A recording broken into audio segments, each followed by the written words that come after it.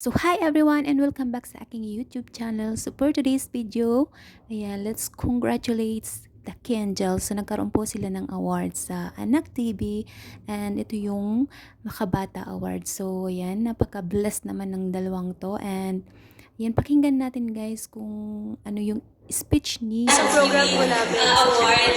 Yung una ko pong award is 7 years old pa lang po ako. So nakakatuwa po kasi parang naging part po talaga siya ng journey ko and I'm so happy kasi meron pong Anak TV na nag-guide po for the youth. Maganda po yung advocacy nila for guiding the youth.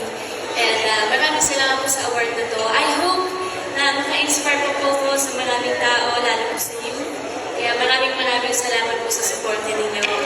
And I hope na yung show din po namin, like Abot Kami na Pangarap, is nakaka-inspire sa youth. And ayun nga, maraming salamat po sa recognition na to and ibig po. Congratulations, Kuya.